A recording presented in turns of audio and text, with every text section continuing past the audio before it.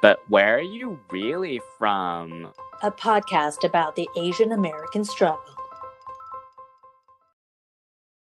Hey guys, I'm Angela Lynn. And I'm Jesse Lynn, and welcome back to But Where Are You Really From? Today we are having a follow-up to kind of like many of our past episodes, but I would say more directly Money Honey. We are talking today with a very special guest, Keith Koo, about personal finance and estate planning and a bunch of other stuff in between. But Keith, before we get started, I think we need to introduce you to our listeners. And one of the starting bases we'd like to start with is, but where are you really from? I think the question, where are you really from, is something that, especially in the United States, we get a lot. And it's a question I got growing up in a predominantly Caucasian city. And I never really fazed me. So I would say, well, of course, I'm from Alameda, California. And they would say, no, but where are you really from? It's like, well, what does that mean? Like, I'm from Alameda. So this is one of those really innocent, kind of clueless things when you're young, growing up in a community where most of the faces are not Asian, certainly even back then. So as I got older, I could see the differences where people were asking me, like, where are you really from? And I'm like, well, I would then realize why they're asking, and I'd be very purposeful. I'm from Alameda, California. Well, no, where are you really from? And I would say, well, I think you're trying to find out where my family's from. Right. And if you know where my family's from, is my family, they were born in China. But then I go into very long descriptions that, for many generations of my family, I knew my grandfather went to university in the United States before going back to China, and then finding out more. My great-grandmother went to seminary, was one of the first women to graduate with a U.S. medical degree in China. And then after my mom just passed away this February, doing some of my own research, I realized that my great-great-grandmother through adoption is a Caucasian missionary from Michigan. Whoa. Wow. So I can honestly say, what I normally respond with it is, I know why you asked the question. I'm 100% American, I'm 100% Chinese, and my family is originally from China, but for many generations, they went to school here. And then I normally ask them, like, where are you really from? Nice. And they usually, Caucasian Americans, they can't exactly pinpoint that because their ethnicity is a blend of multiple ethnicities. Wow, your family story is like really interesting. Usually the immigrant trajectory is not so back and forth, at least from our conversations with other friends and stuff. So it's a complex question. And I studied a lot of Asian American history in university. And so understanding the immigration waves. So you've got the 1850 diaspora where people were coming to work on the railroads during the gold rush, and then the 1882 Exclusion Act. And so then the Japanese came up in 1906, the Gentleman's Agreement. Just on down, these immigration patterns, we don't fit. My parents technically fit into the 1965 Immigration Act, but they were here in the 50s and 60s. So they're the beneficiaries of the act, but they weren't there because of the act, right? And then there's a more recent immigration pattern for Asians in particular as students in the 90s. And you see that particularly with mainlanders from China and then South Asians or Indians.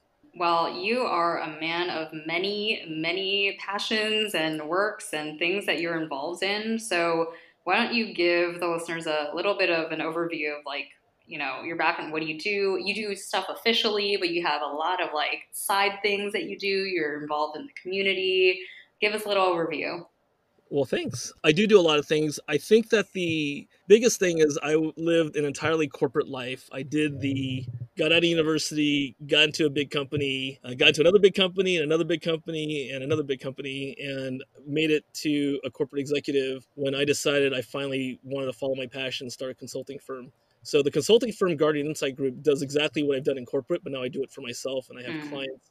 About 4 years ago, startups started coming out of the woodwork for help. And so helping these companies navigate a lot of things that people usually don't even care about around regulatory questions and concerns. And so I really love getting into these projects that I don't have to worry so much. I'm not really trying to necessarily make near-term money off of it. It's more of the investment of a startup and seeing where it goes. I do have a radio show and a podcast called Silicon Valley Insider. In San Francisco and Silicon Valley, the addressable market of radio listeners is 9 million people. The business networks that my radio shows are on happen to be over 50% Asian, including South Asian or Indian. And there were 0 Asian radio hosts. And so they were working on me for about 6 months, and I'm like, I don't want to do a show. And he said, no, we think you should represent. And that really got to me. But what I told them was, well, your show is an Asian American show. I wanted to be able to do a show and happen to be an Asian American, but my show is not an Asian American show. But most of my guests, 2/3 of my guests, startup founders, C-level executives, investors, VCs, they are women and minorities. A lot of you have been asking how we got started podcasting. Actually, it's super easy. We started by using the Anchor app. You can record, add music, and best of all, your podcast is automatically published to Spotify, Apple Podcasts, and more. If you're looking for a new hobby to fill your time, or just have a lot of something to say, or you just want to learn something new, come podcast with us on Anchor. Download the free Anchor app or go to anchor.fm to get started. So, we can just get started with the first topic, which is to tie in with one of our most recent episodes regarding money and financial literacy. Our consensus is that most of our peers have lots of gaps in knowledge in terms of how to manage their own money and grow it for their own use later down the line. It's not something that's really taught in the education system or really by our parents. Your background seems to suggest that you had a very different experience. I'll start off with the Western education system. For whatever reason, we don't teach personal finance. It's actually quite a shame, and I was actually shocked because I didn't realize that we didn't really learn it until college when my friends were getting into $15,000, $20,000 in credit card debt. And I said, how is that even possible? Here's my story. My dad went to UC Berkeley for his MBA, one of the first Chinese people to get an MBA from Berkeley, and then had lifelong employment at Kaiser Permanente, the stereotypical Asian thing. You're either a doctor, lawyer, engineer, or accountant. So my dad's an accountant. He actually managed Kaiser's retirement funds from the early 80s to when he retired in the mid 90s. And my dad actually grew the fund from $250 million to $8 billion. Holy crap. Wow. This is the mid 90s, so that's wild. My dad was he was a tiger dad, but he was very good about injecting life's lessons about personal finance to my older sister and I. For instance, I've been doing my own taxes since I was in 8th grade. What the? My dad went into my room one day and he's like, your sister already does this, but the IRS tax code is written for an 8th grade level. You're an 8th grader. Here's a tax return. It's a 1040A. I'm going to be back in about 4 hours and going to check in on how you're doing. And so I've been doing my own taxes ever since. To this day, I still do my own taxes. My dad instilled in my sister and I this understanding of personal finance that we assumed everybody got. I do a lot of mentoring. So there's a really well-known free coding school in Silicon Valley, college level. It's an alternative education program. And through one of my nonprofits, Asian Business League, we've been doing personal finance training for high schoolers for years and years and years. And in doing a career day for the high schoolers, I had this group from the Coding Academy come to speak about alternative ways of getting a software education. And when they heard our personal finance pitch, can you teach our students this? And these are adults. I believe there's a weakness in not teaching personal finance in high school or as young people and then into college. Imagine you came from very humble means or alternative education. So either your family didn't have a lot of resources, you don't have that education at all, or your family had the resources, but you took an alternative path, alternative education track. You don't have those skills. So imagine that you suddenly come out of one of these degree programs and you're making $100,000 to $150,000 a year. You think it's great that you have access to money, but if you don't know how to handle money, it's actually more of a burden. Back before the dot-com era, MC Hammer built a very fancy house in the Fremont Hills, and that house cost $13 million. In the downturn in the mid-90s, that house went for $3 million. Vanilla Ice was the opening act to MC Hammer. I loved rap in the 90s, right? And he quit MC Hammer's tour because Vanilla Ice had his entire career in 18 months, right? MC Hammer made more money than Vanilla Ice, but MC Hammer blew it because Dad wanted to get into horse racing, and so he went bankrupt. The funny story about Vanilla Ice, for anyone listening, his manager was from UC Berkeley. I was at his final $10,000 concert the week before Ice Ice Baby took off. He was doing an Asian Business Association dance party at Zellerbach. Oh my God. For 10 grand. And his manager was either Vietnamese or Chinese American, but that manager turned Vanilla Ice's money into basically a generational legacy. Vanilla Ice does not need to work well. He kept all that money, and then he got into all kinds of other stuff, but he never lost his money. So even though he had drugs and all the other things, he still had a money manager who knew exactly what he was doing. So you can compare the life between MC Hammer and Vanilla Ice, right? And that's what I want to let people know, is that can be you. You can either take the path of education or the path of ignorance, and it will really affect the outcome of your life.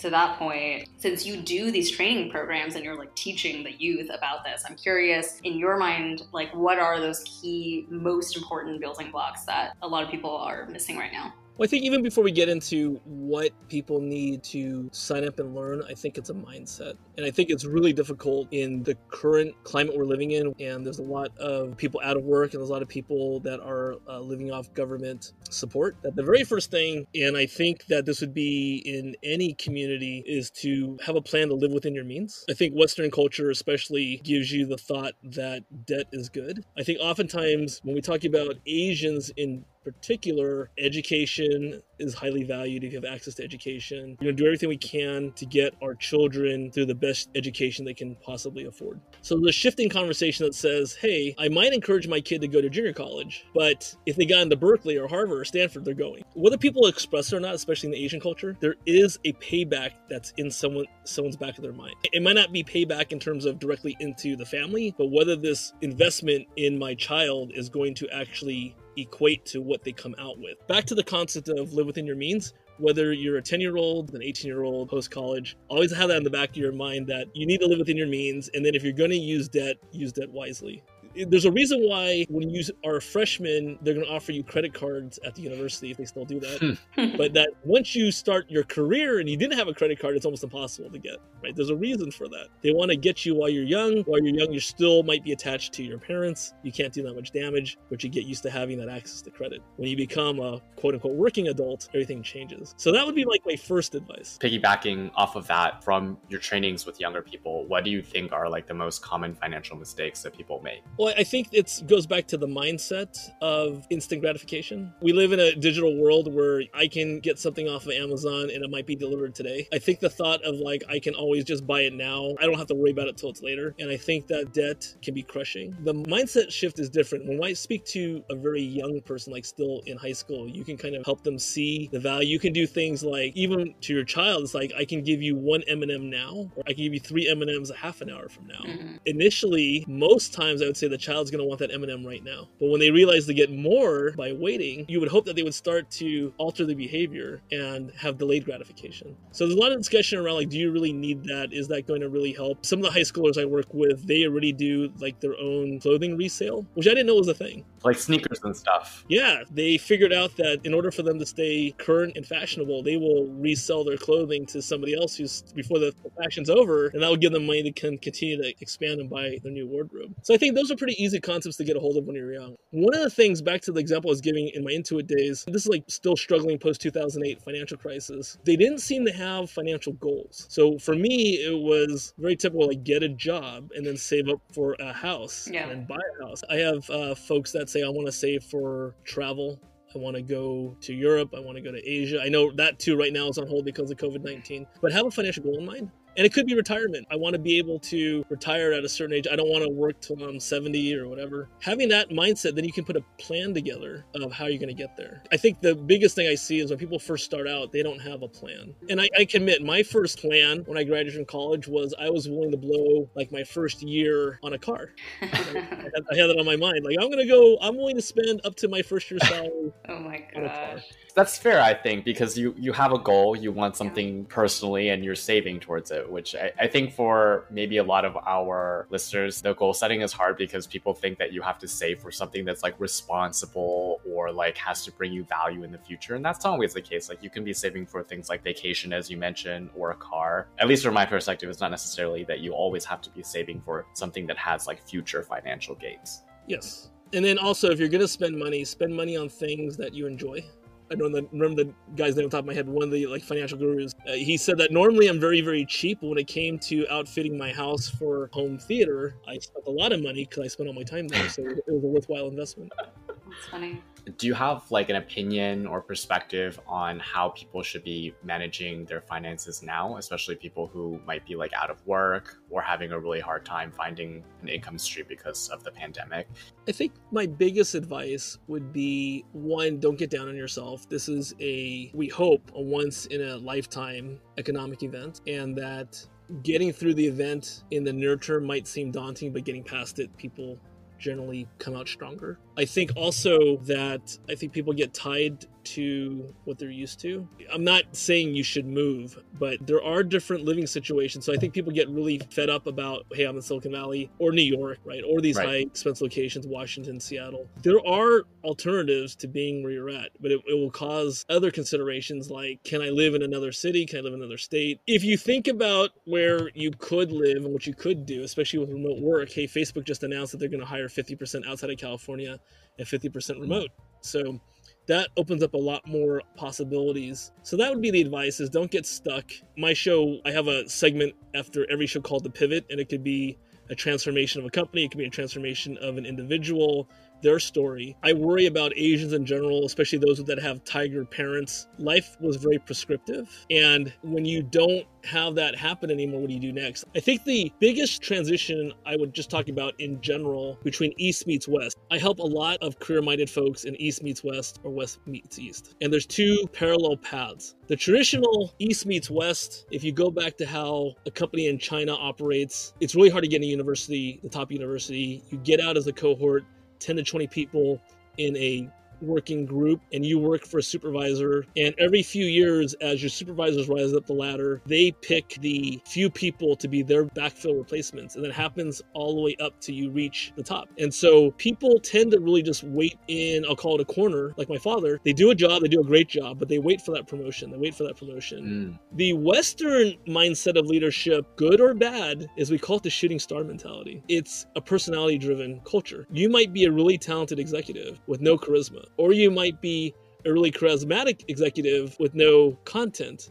And you might be let go or transitioned out within a year, but we call it the shooting star because it doesn't matter. Because once you land and you hit it big at one place, then your career is kind of set. That is antithetical to the way that most Asians are raised. So tying this all together in terms of a early, mid, and late career. In an early career discussion, having the self-awareness that whether you believe that there's institutional glass ceiling or not, that you're entering an environment that you are, in essence, a minority. It's harder here in Silicon Valley and San Francisco, where 60% of professionals are Asian, but only 10% make executive and above. We talk about a study done by two former Cisco executives that I know very well. They've been tracking this for now almost 12 years, and they do it for all ethnicities. We talk about a leadership parity index. Systemically, it says that Caucasian males executives used to be almost at 2.0 like 12 years ago, and they've gone down, and Caucasian women have improved. But all other ethnicities, Black, Latinx, and Asian, have either remained stable, or in the case of Asians, we've actually gone down in leadership. Wow. With Asian male executive, I think at 0.6, and Asian female like at 0.4 or 4.5. And so be aware that the reason why there's only 10% executives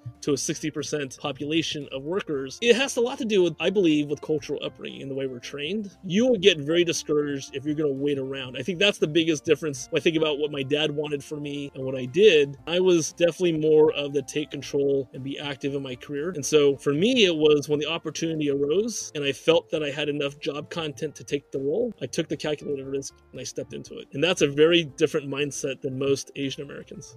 So can you talk a little bit more about that? Because as you described your career, like you have climbed quite a bit and like you hit that executive level and then now you're doing your own thing. I'm curious, like how did you navigate breaking from the way that your dad brought you up to think about the corporate world, what you were seeing other Asian people doing? What was it in you that was like, I'm not going to follow this norm and I'm going to do things my own way? I think there's two parts to that. The first part is my dad wanted me to either become an accountant or study finance. My dad's plan was, you're going to do this, this, and this. Well, I'll be very, very frank. I'm not the typical Asian where I'm going to, basically nail the CFA exams. So then I had to think about, well, what career paths do I want that's not doctor, lawyer, engineer, or accountant? I actually intentionally picked more roles related to soft skills. And that's with relationship management and then operations and deals. You don't find actually many Asians in these roles. Yeah. Once you pick a career where they actually value you for your domain expertise and you're unique, then you kind of have a better way of setting your path because you're going to be sought out for that skill set, and that's what becomes a differentiator. So on your show, because you mentioned that you have been able to bring on guests that are largely minority and women, which is amazing, but we also have that juxtaposed against this like very small percentage of minority and women in the management level. So we're curious, like, do you find it difficult at all to book these guests, or is it that the Asians and the other minorities like yourself that have like chosen to go against the norm have this like magnetic connection to each other and start gravitating towards each other, and you just have this network already of people that are like-minded? It's a combination. So I said earlier that my shows had like 2/3 women and minorities, but I'm not intentional about that. What I focus on are stories. Mm-hmm. And so what happens is my corporate life, I was doing lots of technology deals. And so I've done deals with almost every major technology company. And what happens is you develop a good network. And so a lot of those people then become startup founders themselves. What I think happens is we all get on our routines. And I think when you think about normal stereotypes of even startup founders, there's a term called the blue flame. So the blue flame is a stereotype in Silicon Valley. If you Google it, it'll say it's two Caucasian male founders, single, right after college, dropped out of their PhD program. This is like the Google founders, the Facebook founders, the Yahoo founders, right? And then sometimes it's a Caucasian male and an Asian male. And this is really not politically correct now, especially what's going on with the current climate. But up until February, like people would celebrate this, that this is like the perfect startup combo, right? Back to my show's guests, it's more of the latter part of what you said, which is like people with like-mindedness, that I'm trying to highlight stories. They're really in the startup world. While investors might be identifying with this blue flame concept, there are startup stories everywhere. And that's what I'm trying to highlight. The issue that I have with Asian Americans, and it's the issue of society in general, with the whole George Floyd incident, there's that term white adjacency. I think Asians automatically got lumped into white adjacency. And if you think about comparing it to the startup ecosystem, there are definitely startup founders of color. There's definitely startup founders of Black Indigenous people of color. And I work with them, but there's not a lot of them. And so the key is, how do we get more people who are comfortable with starting their own thing to actually take that risk? And as they have good products and concepts and they interact with people who are colorblind in the situation, they will then get access to the funds and everything else, because people get really used to their routines. And so if you're a venture capitalist and you're used to funding a certain profile company, you're going to keep funding that profile company. You have to actually get disrupted to feel like you can go beyond that. So break the mold, people. It's time to take those risks. That's the takeaway here. And related to the ideas of like soft skills and being more vocal for yourself, what do you think has helped to really build those skills and become an advocate for yourself? Because I think, at least for myself, when I first started out, I had that mentality that I was just kind of going to put the pedal to the metal, like put the hours in, and then like have a soft conversation about the amount of output that I was making to try and pivot that into like the next thing. But I think as I've grown in my career, I found that that's like not enough. You have to be like very, very loud about how, like what you're doing, the results that you're achieving. So do you have any advice for our listeners about how they should go about trying to do that for themselves? This is a double-edged sword for Asians and for women too. Western leadership style, it's almost expected to be bold and brash, kind of go guns blazing. I think for Asians, you kind of got to build up to that notoriety. So for me, I'm not the guns blazing person. That's not my brand, but I'm known as extremely blunt in business. We joke about it in the startup world. Sometimes I come across a little bit of Simon Cowell because I might be smiling, but I'm going to tell you exactly. If you ask me to tell you exactly what I think about your business idea, I will tell you exactly what I think about your business. The difference with Asians, you can't start off like that. You got to build up into that brand.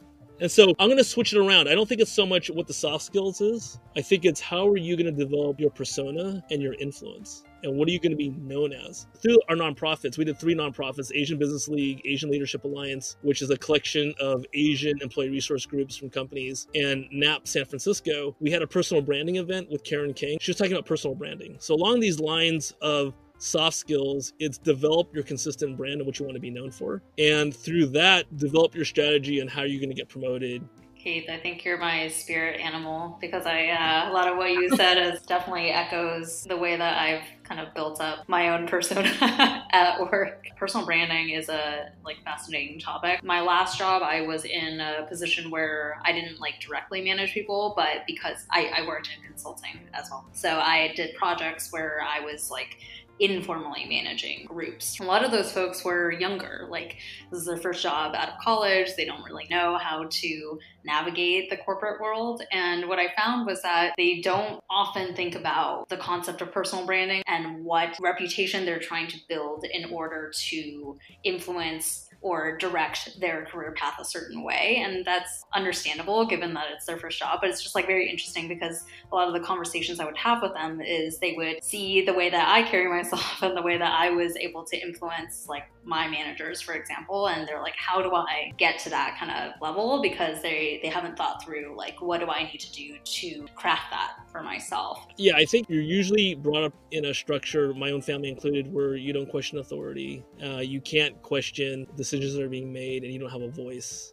Mm-hmm. And then you get into the Western corporate world, and inherently embedded, they know that about Asians. But at the same time, in order to thrive in the Western world, you have to bring up ideas and you have to show how you're adding value. But you can't do it in a boastful or bragging sort of way. So here's my suggestion on that. If you have the opportunity, especially in your early career, before focusing on money, figure out what leaders you align to. You can find leaders that like you. So that's kind of what happened to me as I look back, is I had a career path and then I impressed certain leaders in other divisions. So that's why I don't have a linear career path. They'd ask, hey, do you want to work for me?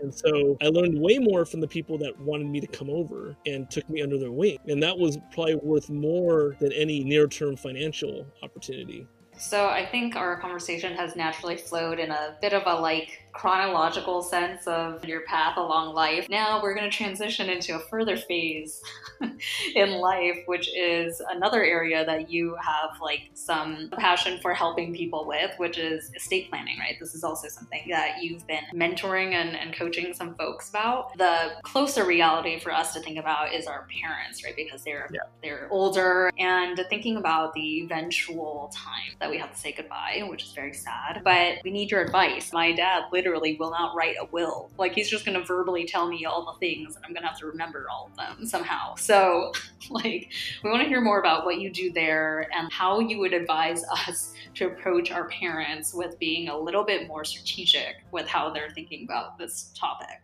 Yeah, this is great. I don't have any work around estate planning. The passion around it is my parents just both passed away, and we realized that our dad, being the way he is as a planner, he wanted to plan everything, always. So funeral arrangements, he planned everything already. My sister and I really had nothing to do. Wow. So this passion of ours is, we know, especially in Asian culture, the passion is getting people to understand and educated on these options. What normally happens is you should at least have a trust, no matter what. Your parents should have a trust. I've developed all these connections, especially here in Silicon Valley in the Bay Area, and then I have reach nationally. If you need help with this, just come hit me up and ask me for help, because we like empowering people. A trust does a few things. A trust protects your financial assets from probate. Probate is this process when you don't have a will or a trust that will eat up a certain percentage of your estate just because of the administration, and it's going to lock up your family's funds. So like if they needed to make a mortgage payment on their existing property, that might be at risk because you can't make a mortgage payment anymore. So a living trust, a revocable living trust, all these terms, that at a minimum is something that everybody should consider. And then when you do your living trust, if you have an attorney that incorporates everything, that also gives you, which is equally important, durable power of attorney, so that you can actually make decisions on behalf of your parents if that's what they want you to do. Your parents can actually decide what level of treatment they want. In the medical universe, there's always this distinction between life-saving measures and quality of life measures. So you could be resuscitated, which you might be a vegetable, but because you didn't express your wishes, the medical team that finds you in whatever condition you're at, they'll do everything they can to keep you alive. Right. Now, arguably, in a vegetative state and you're 80-something years old or 90-something years old, my personal decision would not to live in a vegetative state. So durable power of attorney is this financial decisions, medical decisions. Advanced directive is, how do you want to be resuscitated or not resuscitated? And then if you have children, there's guardianship. So you can actually designate who you want. Now, I'm not an attorney. And again, I'm not saying that I do any of these services. I just think it's really important for the community, any community, especially Asians, that they are aware of these things. The premise of most Asian families is that we don't want to be a burden to our kids. Right. Do you have any go-to Chinese-speaking people who could help them? I feel like my parents would. This is good. This is really good. As a passion project, my sister and I are actually thinking about putting together some type of community platform together that really focuses on the questions that we ask. Because like when you think about attorneys, they're like McDonald's. They want to get you in, get you out, get your documents and gone. Talk about financial planners. They want to be there to take on the assets. They don't want to get into the messiness of this. So we're actually going to come up with something that's going to serve the community, and it'll most likely have language options. So I'm assuming that you and your family would like this service. Yeah, well, I'm going to push it on them when it's available. Along with that, then, when you think about estate planning, estate has to deal with when you die. I think there's so many other areas that is almost taboo to talk about in Asian culture. You don't talk about money, which is why you don't have personal finance education, because your parents don't want to talk about money. It's bad luck, or it's not polite, or we don't tell people about our financial situation, even people that we pay to manage our finances. And then when you talk about death, that's taboo because there's bad spirits and there's bad omens, there's bad luck. Or it's also impolite and disrespectful because you're waiting for me to die. Right? It's kind of like, I get it. I totally get it. I have all these conflicting cultures in me, right? What are you going to do when we talk about elder care, senior care? The Asian model is they're going to live with you in your house and you're going to take care of them. But when you have a 2-income earner and you've got your own kids, that doesn't become practical. So what are the options out there for you, right? And so we talk a lot about senior care and elder care as well. I know we said it's estate planning, but it's really about this concept in the Western world that we spend 18 years raising our kids and we spend 19 years taking care of our parents on average. I never thought about that. That's a statistic. That's a real statistic. Wow. That's not a, that's a measurement. Wow. When do you think it's critical for a younger person to start thinking about estate planning and setting these administrative things up? Certainly, if you're getting married, you should be thinking about it. When you do a living trust, you can actually plan ahead for when you have kids or if you have multiple kids. Like you can actually set I'm going to split this 50-50 between my children. If you have any assets, if you buy a house, for instance, you should definitely think about it at that point in time because you don't want all the things you've worked for in life to suddenly be getting extra taken out of it just because. Only because you didn't have a will or a trust, the government gets an extra percentage of your estate when you're gone because you didn't have anything set up. Okay, yes, Dad, please.